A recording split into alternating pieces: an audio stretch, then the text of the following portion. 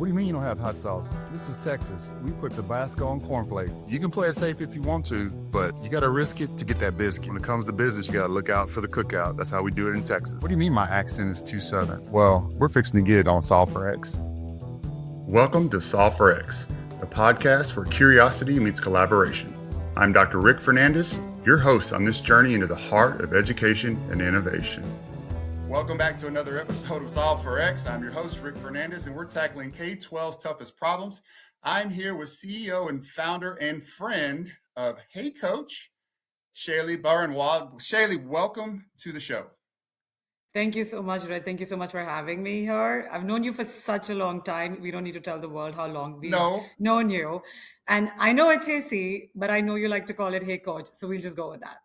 Well, I like it because it makes me think of like all of the people in the district, and I'm a former coach and player, so like there's everybody in the district needs a coach, whether it's your teachers, your administrators. So I love the name. I know you have a different interpretation of the name, so talk a little bit about just the genesis of heyC. Why did you start it? What does it solve for, and just kind of your love for creating?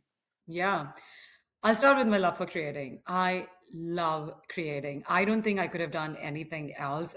And I feel very fortunate that I have this opportunity to create things that solve for problems. I always say I'm that one founder. If the concept that I'm working on does not solve for a big societal problem, I have zero interest in doing it. Absolutely zero. So after I left my previous company, I started looking for what is the next big problem in K-12 to solve for. And I heard CHROs and superintendents time and again tell me how big a problem was to keep their new teachers. And of course, heyC and coaching and mentoring can solve for all employees, but how difficult it was to train, develop, and retain their new teachers. And states were throwing funding, districts were thinking about human mentors for these teachers. But honestly, there just wasn't enough money and there weren't enough people to provide that for every single employee.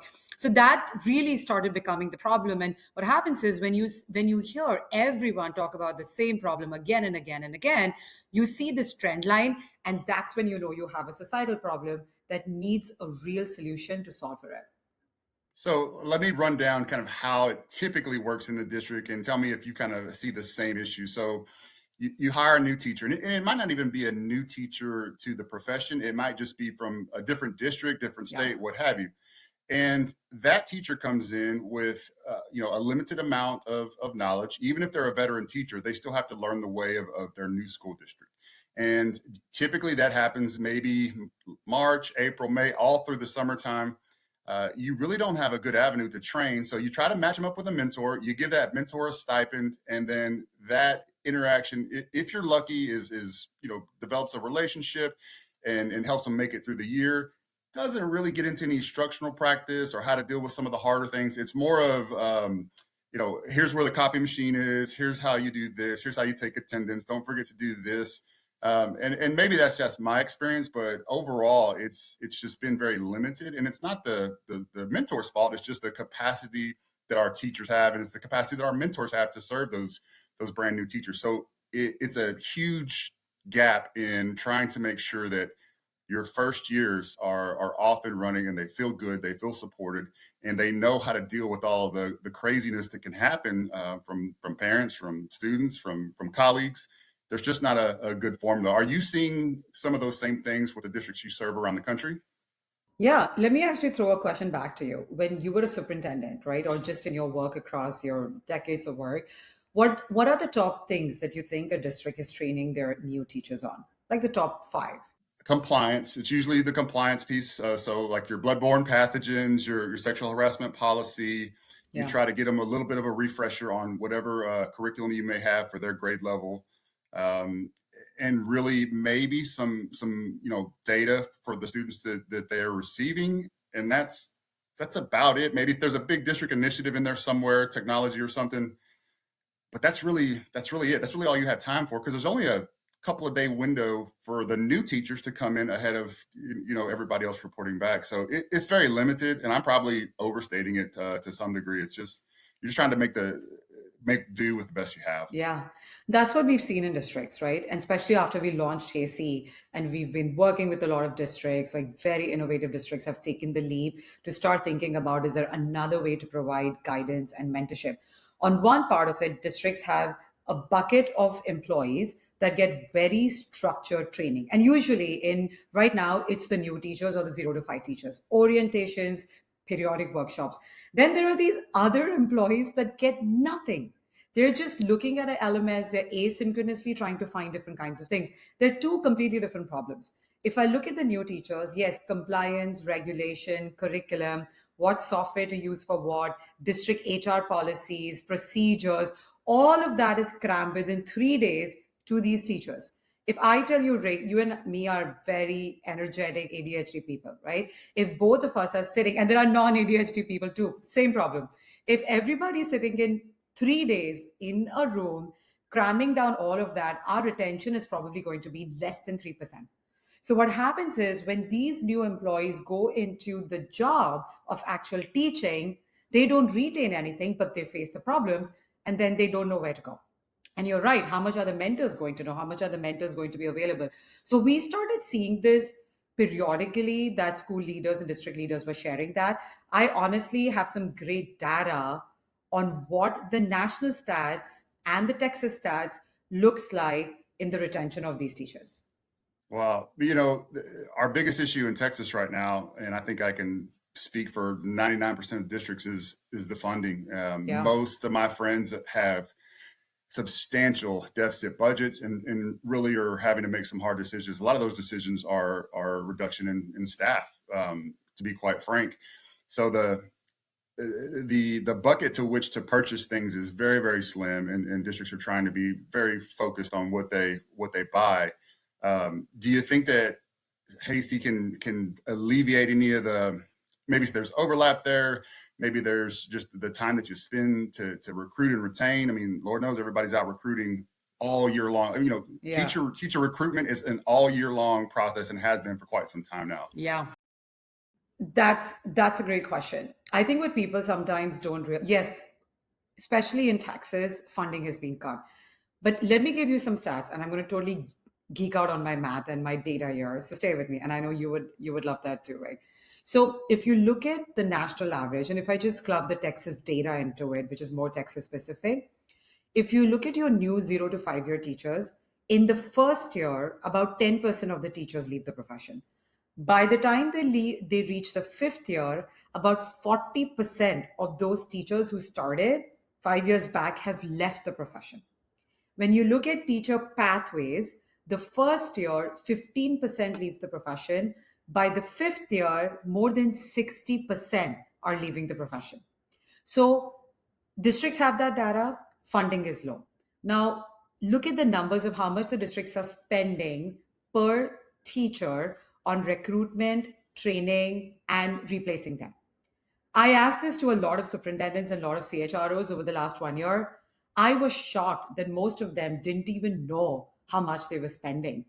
What are your thoughts on that, Rick? Like, people didn't know how much they were spending. That's pretty par for the course. I mean, that is a typical blind spot for public schools. We don't always look at the ROI time comparison on value when we spend. I think we're getting better because necessity is making us get better, but I would think that most districts couldn't put it into actual numbers to say we spent $500K to recruit and we hired this many teachers, and then those teachers left and walked out the door within the first year. We probably couldn't tell you those numbers. Yeah. So you're looking at how much you're spending. You're not looking at how much you're losing. You're not looking at how much you're losing. So let's say a district hires 1,000 new teachers. Okay.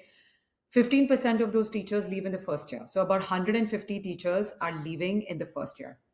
On an average, any district that has less than 10,000 students spends about $12,000 per year on the recruitment, training, and development of the teachers. For larger school districts, like large urban school districts like Houston, where I met you, there they spend about $25,000 to $30,000. Okay, so let's just take an average of $20,000. Okay, Okay. if you have 150 teachers leaving, okay, and you have spent $20,000 in that first year, that's about $3 million in that 1 year that you have spent that has completely gone. Completely gone. Of that $3 million, approximately 60%, so $1.8 million is spent on training and mentoring. Wow. And so you're thinking 20,000 per teacher that you're spending on. Per Wow. year, because recruitment cost itself is about Yeah. $6,000 to $8,000. Like, think about that. And the Yeah. rest you spend in instructional coaches and PD. And guess what? If it was working, it's totally worth every single dime. Teachers are getting better. Why are they leaving? They're leaving. You know, when I hear people saying teachers are leaving the profession because of salary, you and I both know. We know what the salary is when we're coming in. You're a former teacher. I'm a former teacher. We got into it because of the care that we have for our students. But it's when we don't get the support. I interviewed thousands of teachers over the last 2 years. It's when you don't get the support that they feel no one cares. When truthfully, the districts really care, it's just a mismatch on the funding and the actual value that they're getting. That's how heyC was born. And honestly, the way we created heyC, it would not have been possible to create this without AI. So that's another thing of how AI was able to solve for this problem, which is almost unsolvable before. It's funny you mentioned the teachers that it's a mission for them. It's not necessarily just a job or a career. And Yeah. I was remarking to a superintendent a couple of days ago about there used to be an equilibrium of, that you're never going to be rich as a teacher, right? You're not going to retire a millionaire and go sailing. But the salary was enough and the support was enough to where you could go chase your passion. And I was remarking to him, I said, that equilibrium is off now. So Yeah. even the 10%, because I'm just basing it on just the averages of those mission-driven people that's all they ever wanted to be was an educator. It's chasing that group out of the profession now. Yep. So even it's non-sustainable, and it's just going to continue to whittle down the pool of applicants. And so how do you tell me a little bit about the solution and how it helps mitigate this problem? Yeah. Before I answer that, let me actually share something. So Claude's parent company, Anthropic, a few weeks back, they came up with this chart. It was like a web chart. What it basically said was a lot of white collar jobs like finance analysts, lawyers, accountants, a lot of those jobs are going away because of AI, right? Because AI can do a lot of their work. Where the employment is moving is frontline, right? I would say teachers are frontline. Like every day they're facing humans. And what in our tech world, what we say is it's where the human is the service, the human is a product. Honestly, I do believe there is going to be a wave that eventually in the next few years, more and more people will enter into the teaching profession, but they need to know that this is a profession that I can stay in. So many of them will enter out of the care for it, which is awesome. But many will enter because teaching as a profession is going to be the need of the hour, just like electricians for data centers and a lot of that. So I do believe that a boom of teachers will come in, but districts will continue to struggle with retaining them. And that's where heyC comes in. I've not thought about that. I think you got something there. Okay, I'll tuck that away and kind of research that later. I have not considered that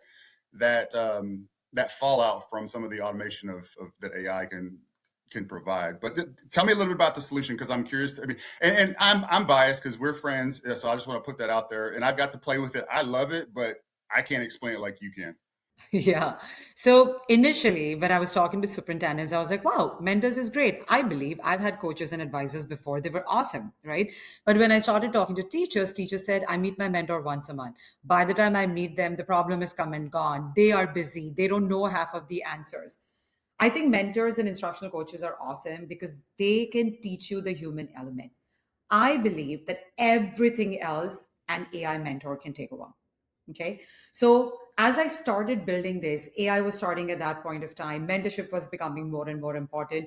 AI was starting to transition from just being a bot or an assistant to something more. And it is going to become something more and more. But how can we confine it to what is relevant and needed for K-12 is what we started with. So we created, and honestly, we called it heyC because you're right, it was Hey Coach, but districts were confusing it to instructional coaches, which heyC is not. heyC is truthfully a mentor.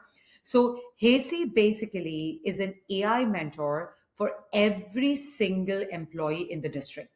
Any employee in the district will have their own mentor in their pocket, where they can go and ask for any kind of support, right? How do I do this? How do I have a tough conversation? And the beauty is it's completely integrated to the district's language. So, for example, the mentor of Austin ISD is going to talk, look, feel, and provide support very differently than the mentor of Houston ISD, because the mentor is fully integrated into the district's ecosystem. Let me ask you a question. When you think of a mentor, right, what do you think a mentor's job is for an employee? And let's just stick with new teachers because that's where the bulk of the problem is. I think it's partly guidance and helping them navigate some of the real challenges. Like I never had anyone really talk me through the first time there was an angry parent, right? Whether it was a grade or something I said in class, rubbed the student the wrong way or something like that. I just picked up the phone and called, and like I would start, all right, well, I guess I'll just see what the problem is. So you don't, and that's some anxiety. Like, it didn't bother me so much, but Yeah. I definitely understand, with the amount of involvement and access that parents now have, like they've got a lot of questions, and sometimes they're valid, and sometimes you just got to put out fire. So like that part is absolutely critical, and there's really they have to be on demand. I mean, how do I when I text my partner? She's teaching too, and she Yeah. she doesn't have time to walk me through a difficult conversation or a difficult ARD, right? Yeah. First year teacher going through an ARD with a special ed student, like, oh my gosh, the law's involved and they bring an advocate. I'm like, I just shut up and just nod. I mean, that's really what it was. Yeah. And those are exactly the problems that employees face, especially new teachers. Imagine this is a generation, if they're new undergraduate certified teachers, that grew up on Snapchat. Every Yeah. access to information is on the phone. And now they come to a district and sit through a 3-day workshop. It's gone. That is the first day of orientation and onboarding where we are telling them, look how antiquated we are. And honestly, this was not possible to be solved for before AI. AI is solving for this problem in an extremely affordable way, something that I believe every district can afford. It's a choice that they're making by not bringing an AI mentor into the district for whatever reason, right? It's a choice they're making. And then how can that support be provided? And there will be a little bit of a learning curve. AI is anything is new. Districts are also thinking about the use of AI as, oh my gosh, let's get this tool and students and teachers have access. I'll go back to say all of those are great. Is it really solving for a problem that you have? Right? It's like .com. It's like digital. You and me are old enough to know how the world changed, right? We didn't know that we would one day shop on Amazon and get everything. It was unbelievable. That's how AI is going to touch each one of it. My goal here with heyC is that I really wanted teachers to feel supported. Like I've always wanted that.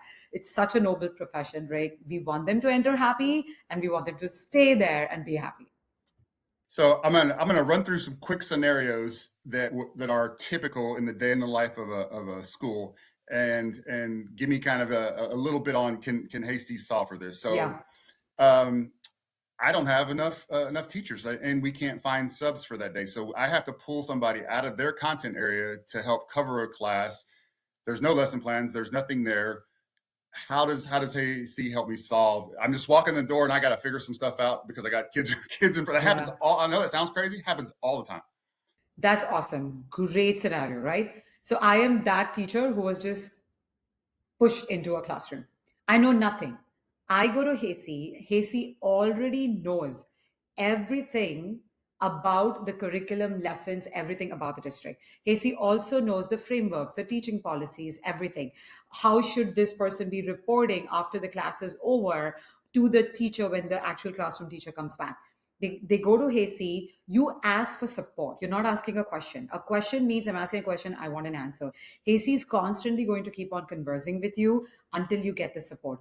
I go to heyC, I say, hey, I need to teach this lesson. I'm just in this classroom.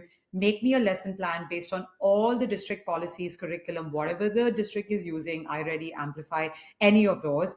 heyC links to all of the guides that the district has and provides with that lesson in 50 different languages. Not just that, one of the things, Rick, that we're coming up with is called context. Okay. So let's say I am this let's say I'm not a sub, I'm a new teacher, okay?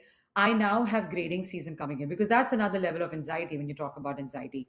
Grading season is coming in. Districts are scared, teachers are not ready, teachers don't know what to do. heyC will provide the mentorship and say, hey, I know your grading season is coming in. I can help you with ABC. So then the employees don't have to remember anything in today's day and age. So it all goes down to reduction of anxiety. So I can do the job that I was actually hired for, which is to teach a classroom. Wow. Okay. That's one. Okay. Yeah, that would be very useful. Um, so we got a bunch of new teachers. We also have a bunch of first-time administrators, whether it be assistant principals, superintendents. It seems like we were less experienced and kind of thrust in the position a lot of Yeah. times out of necessity. So my first time having a difficult conversation with a colleague or with somebody that I praise as an assistant principal, a principal, uh, I want to make sure that number one, I'm following policy and making sure that I'm aligned with our appraisal system. But I'm still a little unsure. Okay, how do I make this a meaningful conversation and make sure Yeah. it goes well? But I'm also making sure I'm documenting if there's a Yeah. need to do that, and keeping everything very transparent for Yeah. the teacher as well. Yeah. How, let's say this is a principal problem or an instructional coach problem. Who's facing this? Who's facing this? Principal or instructional coach? Let's say first year AP, Okay, first because year they have the AP. Fabulous. We actually had an AP from Lancaster ISD, Texas. Actually, just shared that with me a few weeks back. So let's say I'm an AP. I'm a new AP. The most difficult part that no one trains us in our life is how to have difficult conversations. There are books that have been written for it. We either figure it out by making several mistakes, or maybe very a fraction of people might be naturally good at it. Okay. Now, how do you role play and you simulate? How do you teach someone to do that? A lot of people will not ask for help out of nervousness that they might be judged. So, what heyC can do here is heyC can honestly help you practice the conversation without judgment at all. It's a private space to come and ask any question and practice with heyC. Let me show you how that happens. Let's say I'm a new AP. I don't know how to do evaluations. I first go to heyC. I ask for support. I need to finish my evaluation. What's the district's framework to do that? I have now evaluated this teacher. Show me how to do that. They write a little blurb about the evaluation. heyC can automatically convert it into the framework that the district is following automatically. Okay. So there, boom, it reduces time and it makes it exactly the way the district needs it to be. Now the AP says, I want to practice this. So they go to heyC's feature called role play, where heyC, whose name is Clara becomes that other person with whom the AC has to have a conversation with. So the AP writes, this is the situation. The teacher has had a lot of attendance issue. Her grades are dropping. I need to highlight that. They write that. heyC becomes a teacher. The AP is the AP, and they practice a real conversation. I was amazed when I saw how authentically AI could become the other person. And I know you also tried it. Yeah. Oh well, the one I have, I'll save that one because that one blew my mind away when I was playing with that one. But it can also, so correct me if I'm wrong, but from the teacher lens, right? Because your observation is scheduled. Your Yeah. administrator schedules it with you, so you know leading up like when that is going to be. But as a first year teacher, I was nervous. I didn't know what that was going to look like. Like, what am I doing wrong? Are they looking for too Yeah. much? Could it give you like, okay, my observation is coming up. Could you put together some like, what do I need to make sure that my appraiser sees within the lesson, right? So it takes a little bit of the fear away from me as a teacher going in and like, all right, did I fail? How did I do any good? Or all of those questions that were at least going through my head as a brand new teacher. Absolutely. You can come ask for support. You can ask for what are the evaluation framework. This is how I'm making my lesson. Do you think it meets the standards of the district? It analyzes, it preps you, it prepares you. Teachers can honestly also go to classroom, and Clara, heyC, becomes a classroom. So they can actually practice teaching a concept before the actual prep day, demo day at the district when an actual instructional coach is evaluating them. Okay. I didn't want to use heyC for the actual evaluation because heyC is not evaluative. It's purely supportive. Right. Yeah. No, I mean, just the ability to practice and try some things in private where at least I have a little bit more confidence going into that. But like the use cases, like, all right, we talked about finance, all of the questions typically finance has a lot because they're getting Yeah. questions about the compliance. Can I buy this with this Yeah. fund? And Yeah. I'm sure that's painful for them. Could they deploy it in such a fashion where they take all of those that workflow of all those questions, like, hey, can I use it? Can I buy this out of Title I funds? Yeah. We really don't need to do that anymore, do you? Like, you could ask, like, okay, Yeah. I'm trying to buy this. Can I buy it out of this fund? Here's what. Would that be a valid use case for Absolutely. finance? Absolutely. What the districts have to think about is how easy it is to connect heyC to their systems. It's not an upload. It's not, hey, give us your documents. It's like a Tesla charger. It connects to different things. So for that finance team, it's very important that it connects to where all of those policies are there. And for that particular finance function, it gives all of those answers. Not just that, districts get analytics that if, let's say, the the finance team is asking a bunch of questions and it's not coming up with any answer, they get analytics this has not been trained on. You're missing this information in your ecosystem that your employees have questions to. So we have a school district in Georgia, Douglas County, that started with new teachers but is now adding their clerical staff because they believe that that layer gets the most questions about finance, HR, and they spend so much of their time just answering those questions that they're not able to do their own job. Oh, 100%. Attendance, like right off the bat, I would think your attendance clerks would Yeah. be like, oh my gosh, finally we can actually do some attendance Yeah. around here. No, I'll just say real quick, when I was playing with it, and we used the scenario of a school board member's child received an 89 in the class and reached out to the superintendent, and the superintendent's like, okay, and then kind of talk to the teacher, what's going on there? Well, they got an 89, I'm not changing it, I'm not budging it, nothing. And so trying to go back and role play what you think that scenario is going to be, like speaking to your board member about their child, I was blown away by how accurate I believe that to be, because they were asking the questions that I would have guessed and prepared to be ready for, knowing of what the response would probably be. And there's not other than calling your friend and trying to, like, hey, I'm about to have to deal with this situation.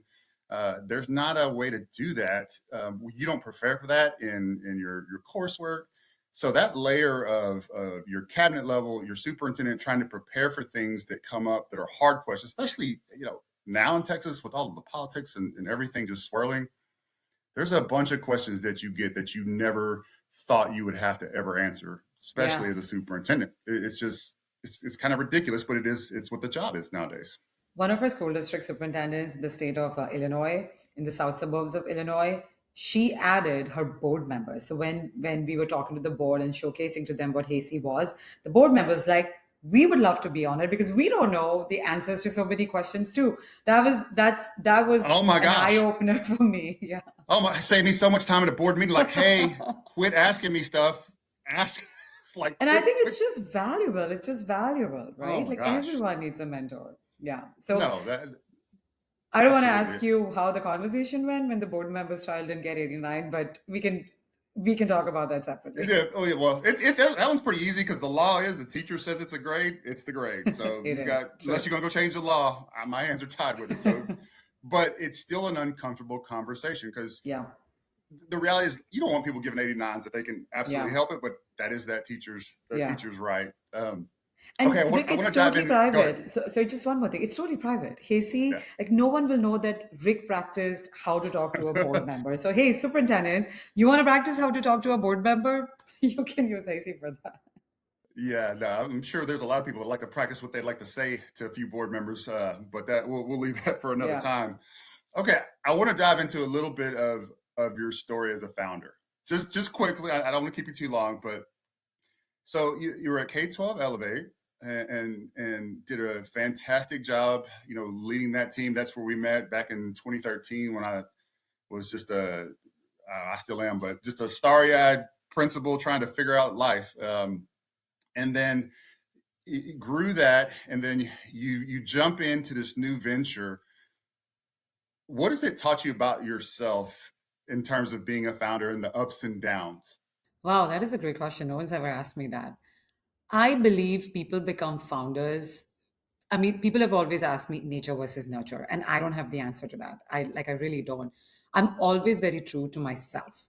I cannot be in a job or a role or doing something that does not add intrinsic satisfaction to me. I'm so ADHD, and I have all sorts of special ed things. I will just lose interest and I'm never going to complete it. So I learned it pretty early on in my life that if I follow my passion and my heart and I'm genuinely interested in solving for that problem, I will go after it like a hawk. Like no one can stop me in doing that. And like I said before, it has to solve for a problem. It has to solve for a societal problem.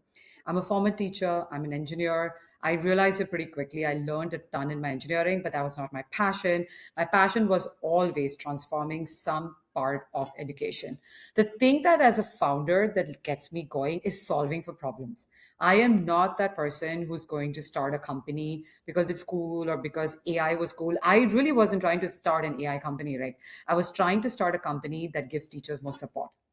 AI was the tool and the mechanism that helped me build it fast and can be super affordable for the district. So I believe a founder is something who's is someone who's solving for a problem.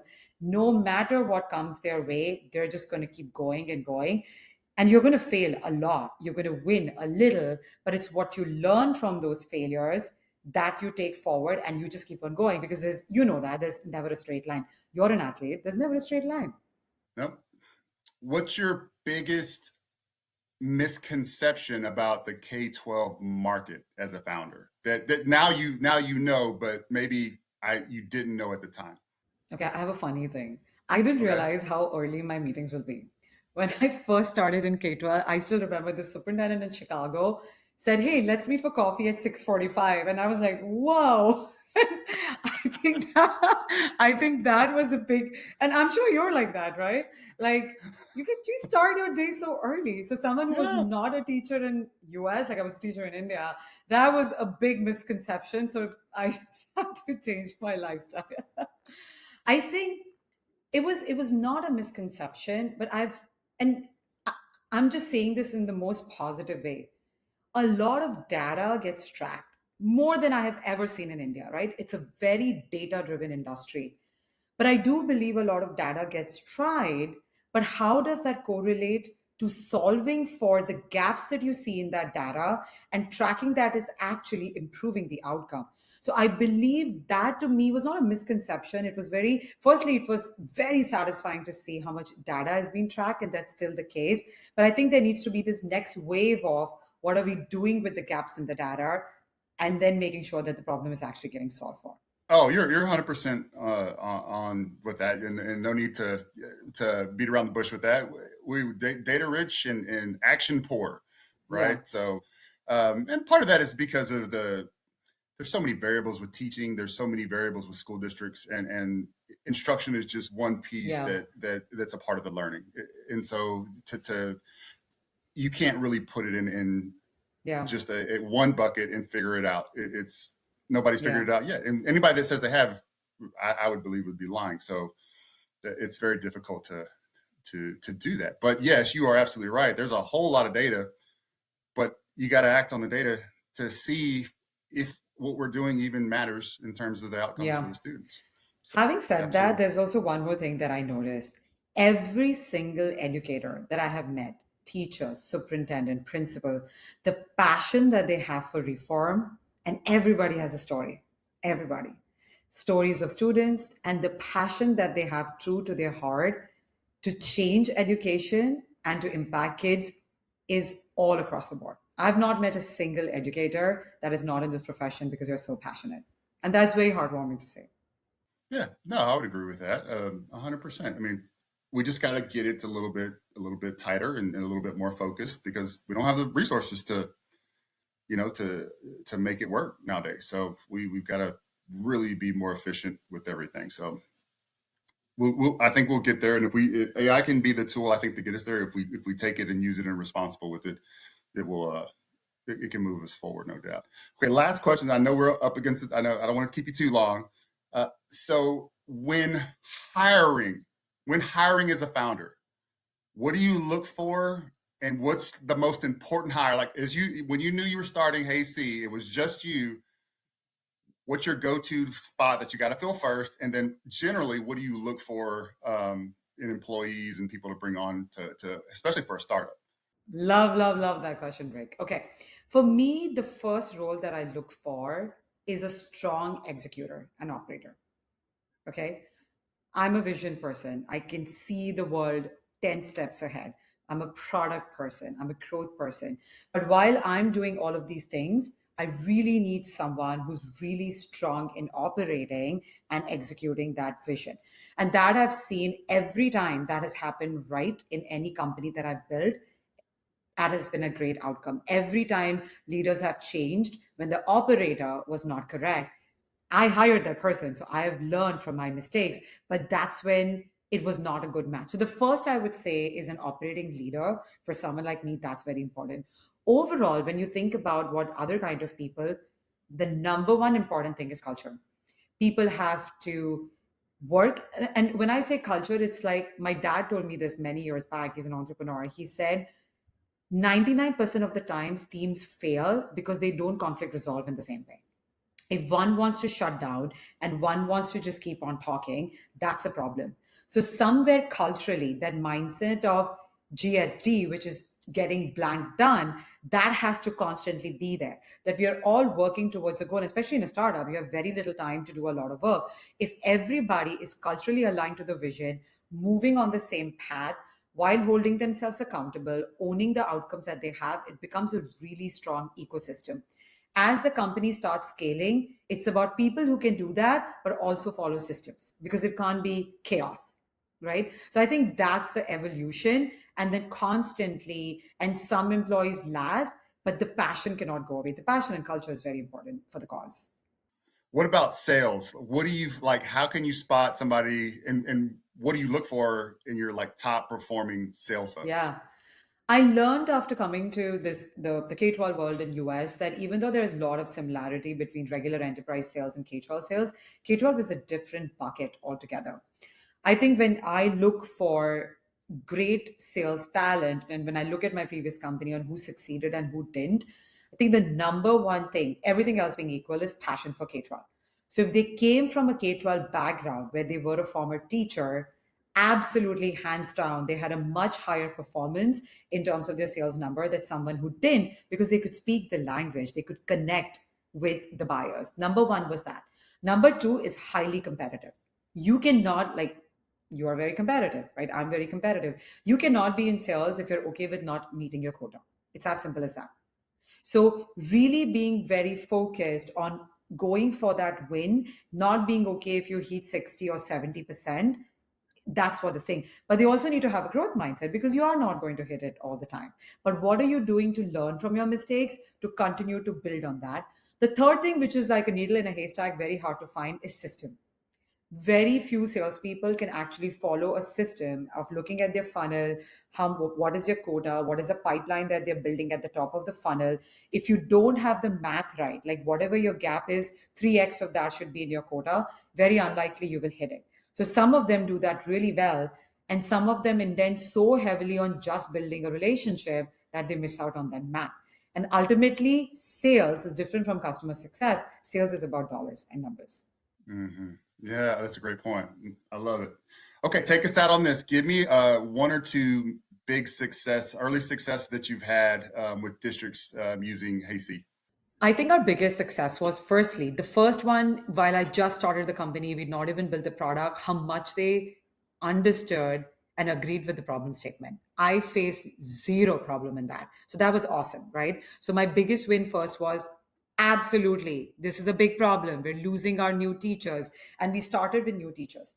The second big was how collaborative these innovative districts that we started with were giving us feedback, telling us what we should do, how much the teachers and the champs and the other district leaders were giving us feedback.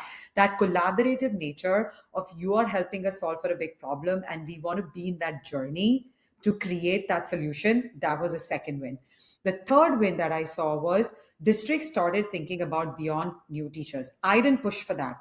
Those superintendents started, like Dayton Public School, Dr. Lawrence came to me and said, on day one, he told me, Shaily, this is not a new teacher tool. This is an all-employee tool. He was very clear. He started with new teachers, but that's what he said. When I spoke to Dr. Trent North from Douglas County, he was very clear. He said this is more HR. This is not curriculum and instruction. Keith Burton from Caddo Parish, he told me, I'm going to put all my new teachers and my teacher pathways, because the attrition that they had in teacher pathways was so high that it wasn't really adding the value of solving for the teacher shortage problem.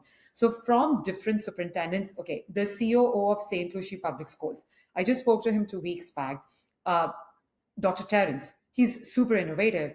As he started, and we are planning for next school year after they tried heyC this year, he's like, this is great for nutritionists, custodians, clerks, clinical officials, nurses. So now we are exploring with them. So I think if I had to summarize, my biggest win is how collaborative districts are being to give us feedback on what else heyC can do to solve for that problem. That to me is the most amazing way to build a product in a company.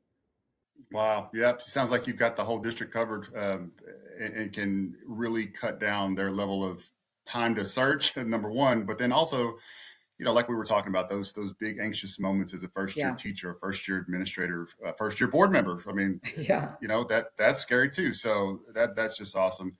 Well, I appreciate you jumping on and spending a little time and talking shop with me. And we'll be seeing you soon. I'll be seeing you in a couple of weeks in Austin. Well, Round Rock, Texas. So Round Rock, Texas. Rick, thank you so much for having me. It's always so fun talking to you.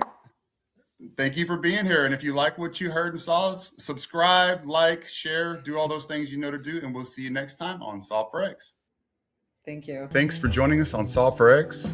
Please follow, like, and subscribe for more episodes. And until next time, keep asking the right questions and solving for X.